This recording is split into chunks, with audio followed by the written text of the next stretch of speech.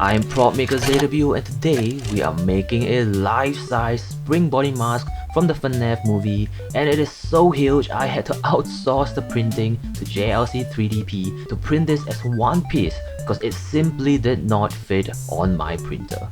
They helped with the jaw and the head while I printed the rest of the parts myself with both the Mega 8Ks and the Mega 8K because there are just that many parts to print, which is a great opportunity for us to try out the speed resin to make sure we get all our prints done ASAP.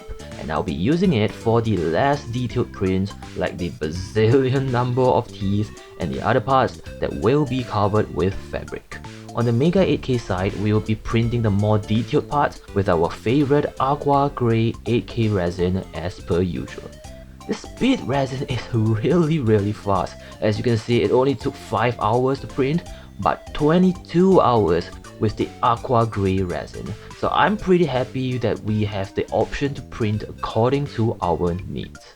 Now, the reason why we chose the yellow rabbit is because he is the only one without any complex animatronics that moves or blinks whatsoever, which is just too complicated for me right now. I mean, simple lights to the eyes is the maximum I can handle.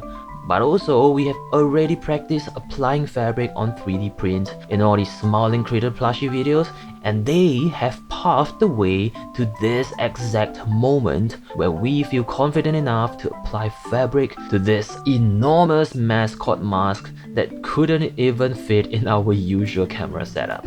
But that is for later, because you cannot print without a 3D model, and the one that I used is from the old FNaF movie pack that you can find on DeviantArt, which they updated recently, so it should be more accurate, but the old one that I used was pretty inaccurate, so I had to really modify it according to the movie stills. Like the jaw was too round, so I nudged it into place, and basically all the burn marks and the scars have been recreated as closely as I could to the footage that Doko and the other YouTubers have provided when they visited the movie set. We are so lucky to have these close-up shots, otherwise it would have all been guesswork. So now I really have no excuse to not replicate them faithfully. I also cheated a little by adding some markings as a guide to know where to cut the fabric off, which has been printed out so nicely on this head made by JLC3DP. Like, wow, it is amazing. This time I used the cheapest resin, which is the 9000R resin, and it brought the cost from $192 to $134. Coupled with the cheapest shipping option at $47, it cost only $180 for such a huge print, which I think is quite reasonable. The head fits well on the jaw, all the details are so sharp, and I am really happy with the results. So if you want to use this service as well, make sure to click my link below to create your account for $60 worth of coupons. I thought it would be super heavy, but if you hollowed it before sending it for printing, not only will it save you money, it weighs less than 1 kg. And I could easily hold it with one hand, making it a pretty good material to print cosplay helmets in. As for the rest of the parts, they have been printed out nicely on my frozen Mega 8K printers. I washed them in the Wash Mega S for a quick minute and cured them in the Cure Mega S. These yours are made with a speed resin and they look great. I actually made them from a rectangle by flattening the center, and then I used the same model to turn it into a triangular upper ear. The muzzle is also printed with a speed resin, which is equally nice with some indentations for the teeth. These eyes, however, are printed with the Aqua 8K resin to capture more details, which are also remade from scratch with every cut and marks done with care and precision. Same goes for the inner ears, which we destroyed together with the outer ears, burn holes for the outer, and more cuts for the inner ear. The destruction of the nose was also quite fun, as I used some alphas to add indents and bumps to mimic that texture and dug in some holes to complete the damage. Some of the damages are, however, unintentional, like this broken inner earpiece, which happened because I used too much force when removing the support, but there's nothing we can fix with some glue. Wait, actually there is! Hold on, let me switch to the wide angle lens. the connector came broken, which is something I added digitally to support the ears because I really have no idea how it should be done. It's just a bad design, so I don't blame the printing service, but I don't think the glue itself is enough, so I'll be reinforcing it with some UV clay and hardening it with a UV torch. This UV clay can also be used to fill in gaps like in the cracks, and I find it especially useful for filling in support potholes in the print as well. Of course, there's no chance of avoiding sanding for such a huge project, since there are so many teeth to sand. Like, you would think this is enough, but there's more. Well, at least it's straightforward and it's flat, so we got it done real quick, and they look really smooth. The rest of the sandings are just to get rid of some layering or sharp support residues.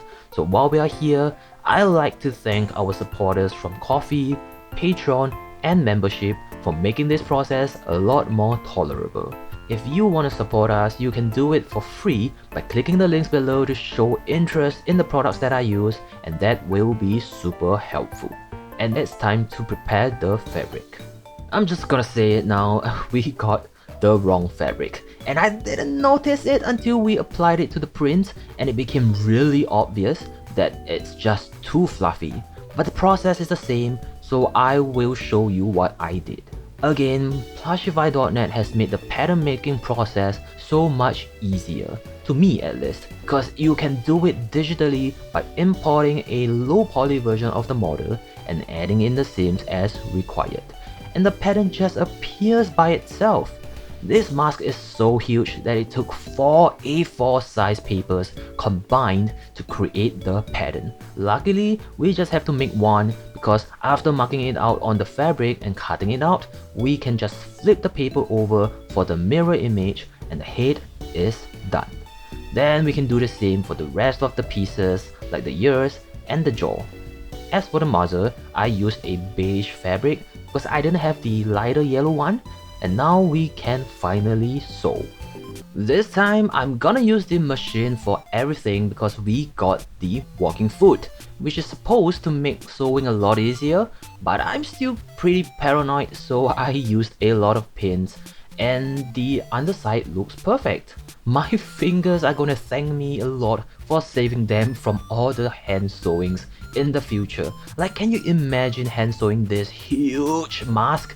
I would cry myself to sleep.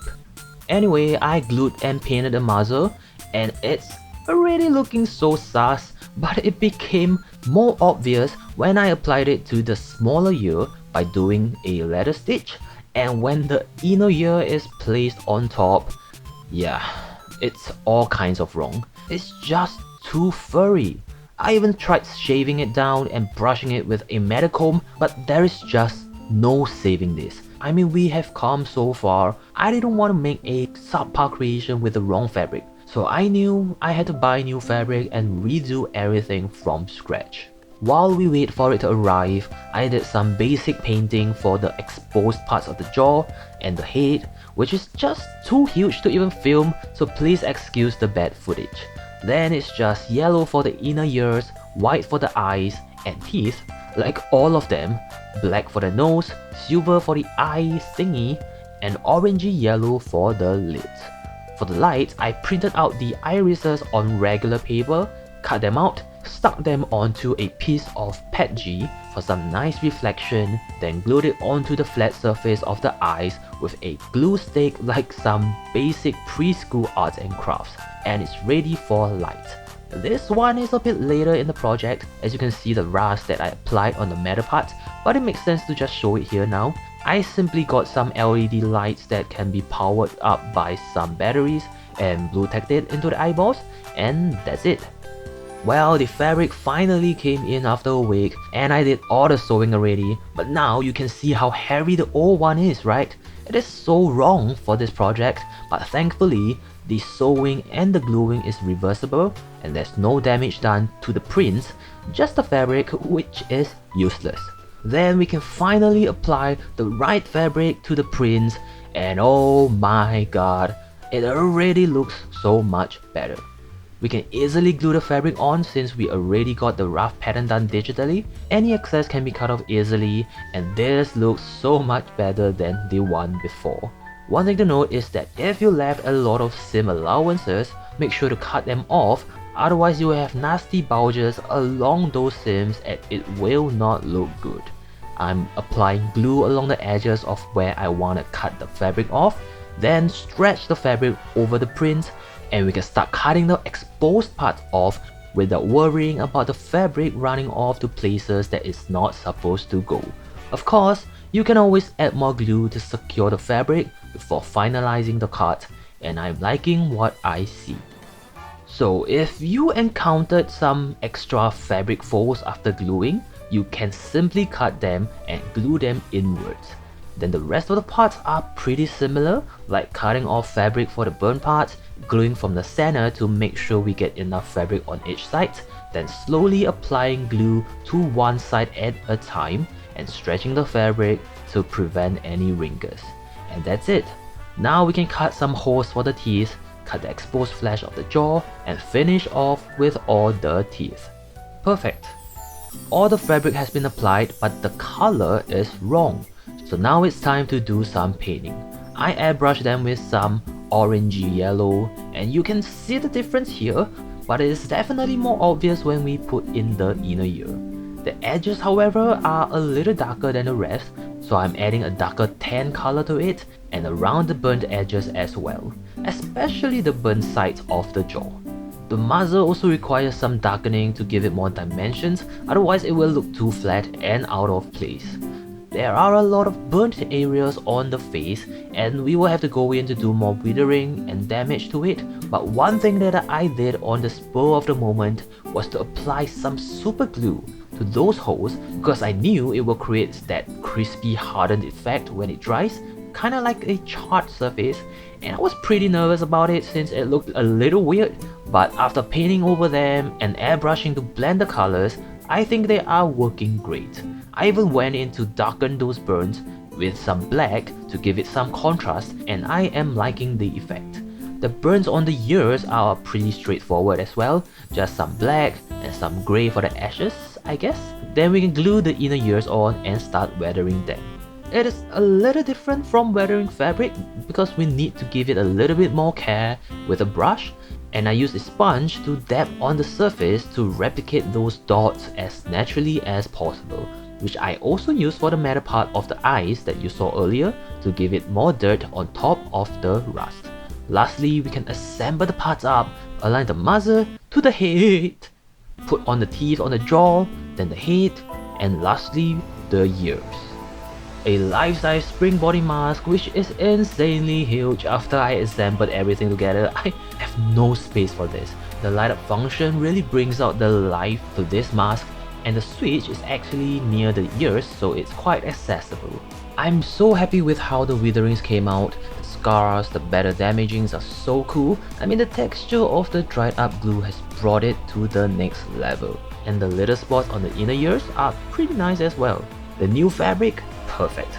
I am so glad I waited for it. It looks great, it feels great, I feel great having made this, and I hope you enjoyed this video.